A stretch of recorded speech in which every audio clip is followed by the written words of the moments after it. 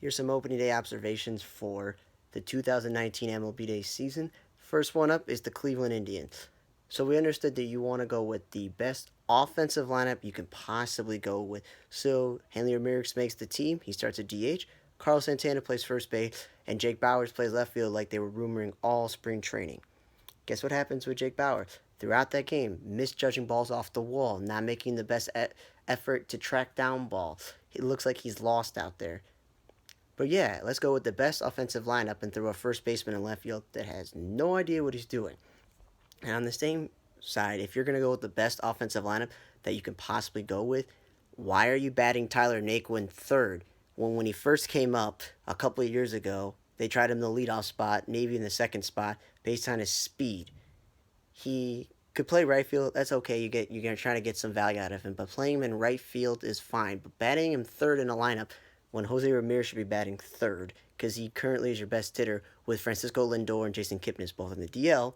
That Carlos Santana is the perfect cleanup hitter, and batting Hanley Ramirez fifth and Jake Bauer sixth with Jose Ramirez third. That's a very good lineup even without those two guys, without the middle infield there for right now. So yeah, batting Naquin third is pretty dumb, especially if Bowers is playing the outfield for his bat. Naquin's not going to be a power guy. So I'm guessing Terry Francona's going to have to fix that lineup. The White Sox, again, Yohan Moncada, he's finally playing the defensive position he's supposed to be at third base. But playing him in the two spot where you want a guy that gets on base a lot, hits a high average, is a contact hitter, Moncada's not that guy. You need to be batting him lower in the lineup like 6th or 7th until he gets the confidence to be a much better hitter so he can bat in the middle of the order for now. Because right now we have veterans Abreu and Yonder Alonso and Daniel Polka. But again, Daniel Polka looks like he doesn't know what he's doing when he's playing the outfield. He's not a great outfielder, but at least he's a natural born outfielder, unlike Jake Bauers in Cleveland. I would rather try to see if we can put Polka back in left field and see if Eloy Jimenez can play right field for right now, just to see if it can work, because Polka's defense in the outfield looks horrible. Moncada batting second is a bad idea, but I don't trust Rick Renteria to make a batting lineup or a defensive lineman whatsoever, and their need for Dylan Covey. Even when they were losing, they threw him in there and he just gives up runs. Now the Tigers, to start the season, I've been saying in all my previews, written and podcast last year and this year, and even at the deadline moves, put Miguel Cabrera at DH so he can stay healthy for a full season. Limit the chance for him to get hurt, and play Nick Castellanos at first base, who was your best offensive player the past 2 seasons without Miguel Cabrera. But on opening day, Nick Castellanos is batting second in the lineup instead of batting third or fourth when he's your best hitter for offense in terms of RBIs and home runs, and he's still playing right field. And at the same time, they played Nico Goodrum at DH. Nico Goodrum is a utility player. You're going to waste at bats at the DH spot to Nico Goodrum when you could be potentially playing any number of young players in your system in the other outfield spot. Because when Jacoby Jones comes back, Mickey Matuk will be pushed to the corner spot, but you still got young guys that you want to play along with him. So that's why Nick Castellanos should be at first base and Cabrera should be at DH. Stop wasting the DH spot to a utility player or Jonathan Hicks at first base. Some days it's just no. Keep Cabrera at DH and put Nick Castellanos out of his misery in the outfield. Now the Twins, again, Byron Buxton, they're giving him another opportunity again instead of giving Jake Cave the opportunity, who has shown he could be the center fielder and lead off. Because what they're doing is taking not their most dangerous hitter like Sano or Rosario is for home runs and RBI, or the fact that they signed Nelson Cruz and CJ Cron for home runs and RBI. It's Max Kepler. Max Kepler is an all-around player. He can play defense, he can run the bases, he can get on base. He can also hit home runs, but you're not going to waste him in the leadoff spot if you can have a capable center fielder in Jake Cave lead off and maybe bat Marlon Gonzalez second and maybe bat Max Kepler second. He's definitely not going to bat third in a lineup that has Rosario, Nelson Cruz, CJ Cron, Jonathan Scope, and Marlon Gonzalez or Miguel Sano and healthy. But yeah, batting him leadoff, not a good idea, Rocco Baldelli. Now the Royals are a big mess here. Whit Merrifield, opening day right fielder. When Jorge Bonifacio and Jorge Soler are on the roster, yeah, that's really not the thing that you need to be doing, because when it comes to Whit Merrifield, you got him on your team because he can play everywhere, but you signed him to that long-term deal to solidify second base. So if you're going to have him play right field and not second base, I don't understand that, especially when Bonifacio or Soler can play right field, and you could have kept Brett Phillips or Brian Goodwin in right field, but they let Brian Goodwin go. And at the same time, the whole point of signing Billy Hamilton was so that Billy Hamilton could be the leadoff hitter because he'd been a leadoff hitter for the Reds. But you bat Whit Merrifield leadoff. You bat Billy Hamilton in the bottom reel there. You don't even give Mundesai an opportunity to lead off. Whit Merrifield has been perfect in the 2 spot. The other thing is, if Danny Duffy, your franchise pitcher, starts the year on the injury list, the next guy up should be Ian Kennedy. He's a veteran who's been in the league and he deserves an opportunity. You go start a guy nobody's ever heard of, Brad Keller. Yes, he pitched well, but he pitched well against a Sox lineup that did not put anything together. They did not know how to face him because they never know how to face pitchers they've never seen before. But opening day is about giving honors to people, okay? The Orioles did it right. Alex Cobb started the year in the DL, so let's start Andrew Cashner. That's a veteran he deserves. The Yankees went to the next guy, Tanaka. That's just what you do. You give it to the guy who's been there for a while. The Tigers, with Michael Fulmer out for the year, gave it to Jordan Zimmerman as the open day starter. That makes sense because you give it to the guy that has the honor and respect of being a veteran in this league. Now the Red Sox, they had a horrible day yesterday pitching wise, and we're not going to even get to the pitching mistakes from that bullpen. What we'll get to is Alex Cora thinking, you know what, I'm going to outsmart myself. Last year I didn't bat Mookie Betts third, even though he should be the third hitter because he's the best hitter on the team. I batted him leadoff, and he was very good at the leadoff spot, and it was great there. But the opening day, he started Andrew Benintendi in the leadoff spot, Mookie Betts the second spot. If Mookie Betts is not going to be your leadoff hitter all season long, keep him in the third spot, JD Martinez cleanup. And then you go any order of Bogarts and Devers, because it's just, that's incredible there. The issue is if let's say Brock Holt or Eduardo Nunez is playing second base, and you don't want to put Mookie Betts in the leadoff spot, have one of them lead off because Jackie Bradley Jr. is not a leadoff hitter, nor is Dustin Pedroia.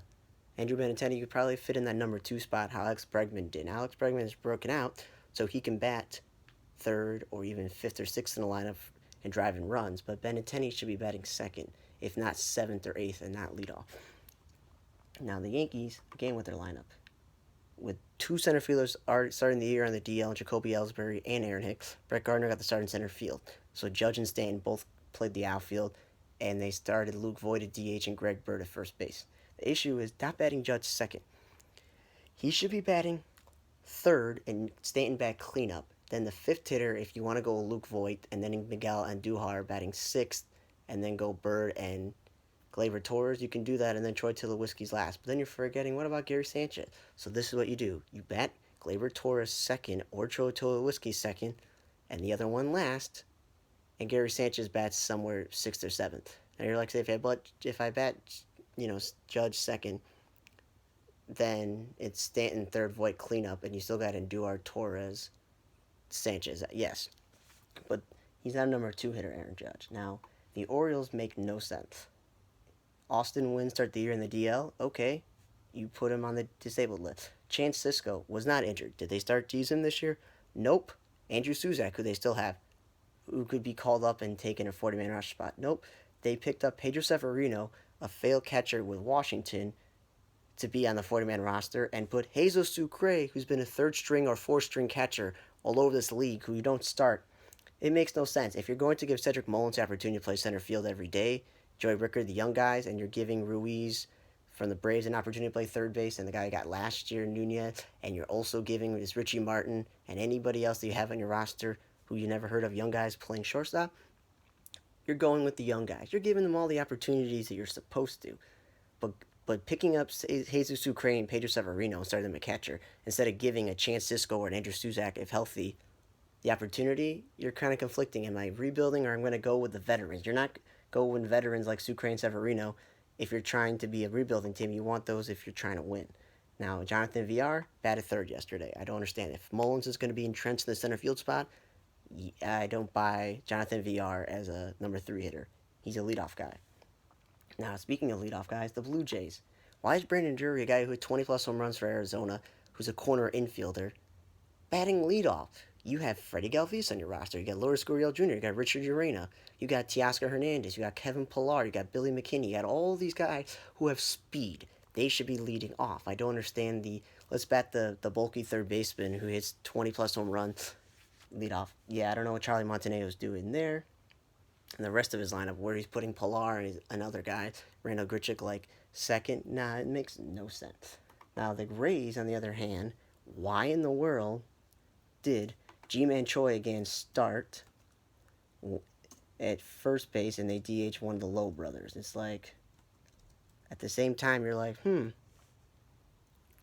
why are they doing that? Yeah, Lowe's the young guy, you want to play him, but if you can't play him at second base or third or short because you got somebody already playing there, then that's one thing. But to DH him and to play G-Man Choi at first base, when you have Avi Garcia, you brought him in for a reason. Avi Garcia should be getting the opportunity to play every day because he's an all-star caliber hitter. It makes no sense.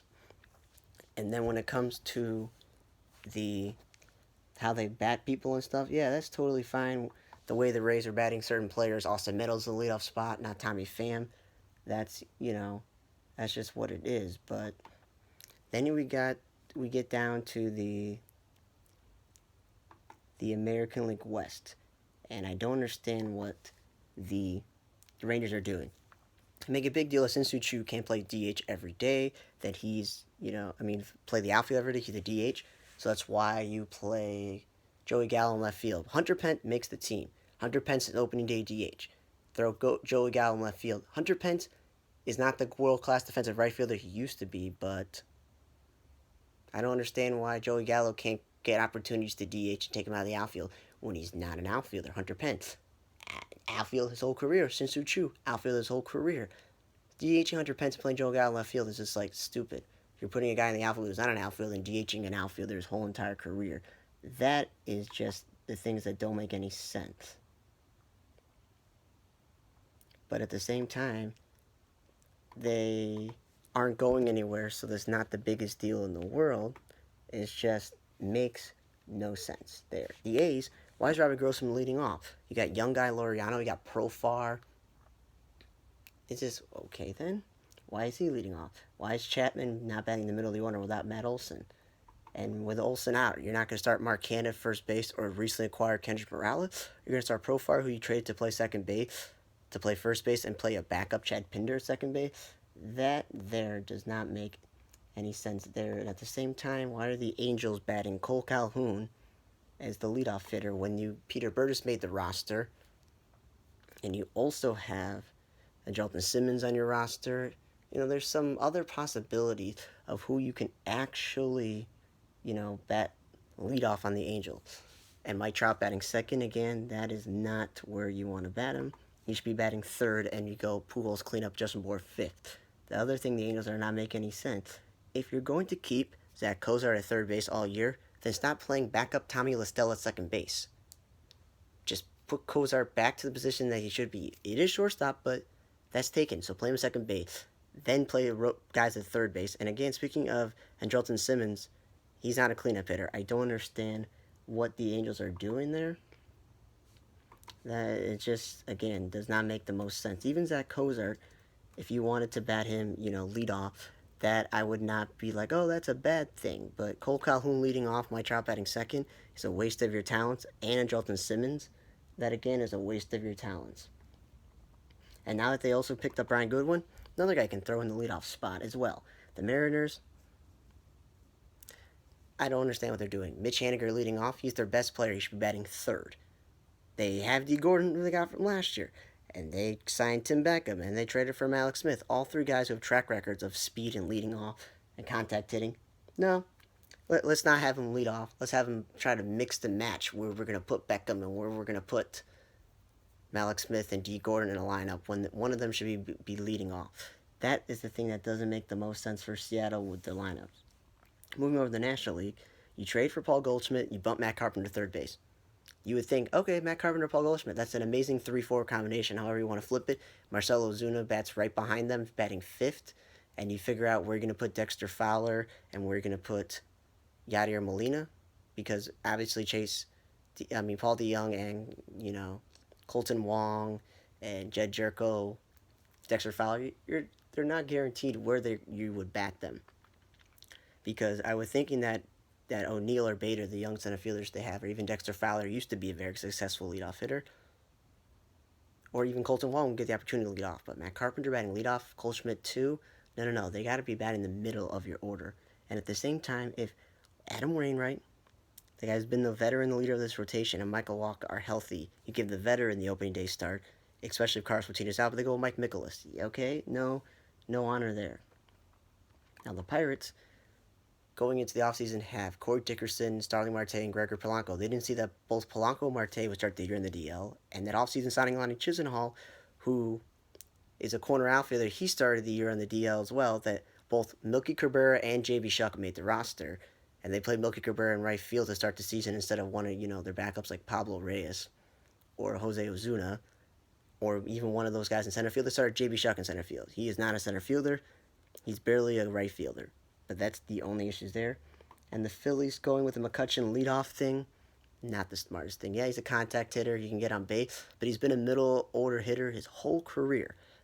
That's the whole point of trading for Gene Segura, who's been a leadoff hitter, or Odubel Herrera, who was your leadoff hitter before, batting one of those two guys leadoff. And let's say Herrera's leading off. You can bat Segura second. You can bat Cesar Hernandez second. McCutchen maybe second, but McCutchen's not a leadoff hitter. It should be Bryce Harper, Rhys Hoskins, and if it's up to their opinion of JT Realmuto or Maikel Franco batting fifth, and then you can go McCutchen sixth, and then the next guy. I'm not really buying McCutchen as a leadoff hitter. And then the Marlins start this Cooper guy in right field. Cooper's a first baseman. Garrett Cooper's a first baseman, not a right fielder.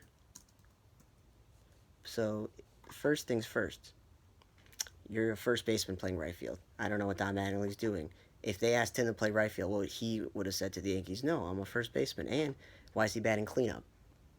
The whole point of getting Neil Walker, keeping Martin Prado, and keeping Starlin Castro, and having Brian Anderson, and even getting Curtis Granderson, and having Pete O'Brien on your roster, or even getting Jorge Fallon traded, those guys bat in the middle of the order. That, again, makes no sense. And again, what's their love affair with Miguel Rojas? A career backup and not starting JT Riddle shortstop? They got to stop playing Miguel Rojas. He's a backup. JT Riddle's the young guy. They're not going anywhere. You play your young guys. You're not trying to play the veteran because you're trying to win. And again, who the heck is Rosel Herrera? Utility player that was on Kansas City in the Reds? He's the opening left fielder, not Curtis Granderson, the guy you signed, not Austin Dean, not the Sierra guy you have from the Cardinals, not Pete O'Brien. No, not a young guy that has the potential to be a starter, just a utility player. Again, the Marlins don't know what they're doing. Padres, the whole point of having Manuel Margot is for him to lead off, or if you start the Cordero guy. But to start Kinsler in the leadoff spot, Will Myers second? No. Kinsler's the perfect number 2 hitter. You get Margot to lead off, both of them once they get on base. Then Will Myers comes up, or Manny Machado comes up, and Hosmer, and that's your 3 through 5, and Hunter Renfroe's batting 6th. But Hunter Renfroe didn't start yesterday. I don't understand that either. He's the best player in right field and the best hitter out of the guys that you could play. And then the Giants, Bryce Brandon batting second. Joe Panic or Brandon Crawford would be much better suited to bat second, and bat Brandon Bell like 5th, 6th, or 7th. And then the Giants' roster move is no sense. They get a guy named Connor Joe. He has 2 first names, and he's a third baseman. But let's play him in left field. And then we get this Michael Reed the other day in a trade, who was a corner outfielder. Yeah, let's go with both of those guys and not go with Chris Shaw or Austin Slater, 2 young guys on our 40-man roster. Not to mention Mac Williamson, who we just said, nah, you're not longer on the 40-man roster. I know you're a young player with power potential. It was like Jared Parker last year. Nah, good. So Connor Joe and Michael Reed, that's the Giants' corner outfield. Then what was the point of signing Geraldo Parra to minor deal and adding to the roster? Okay. And then at the same time, the Diamondbacks, you got Adam Jones to play center field, maybe right field, but you didn't get him to be a leadoff hitter. You have Eduardo Escobar, you have Gerard Dyson, you have Ketel Marte, you have Nick Ahmed.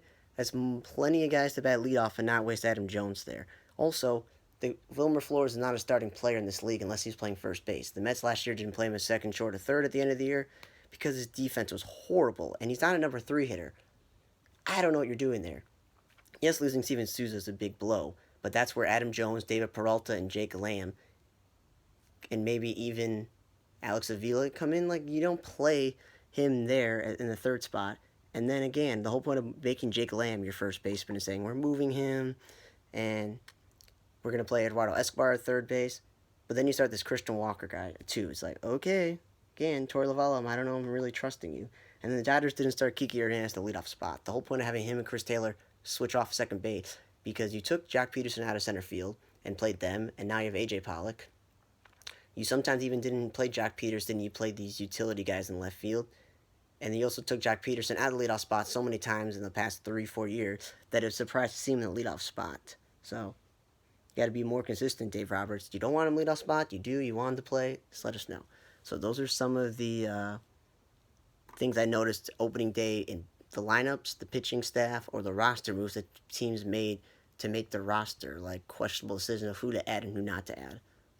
This was Radar for the Honor Entertainment blog. Check in for more videos later.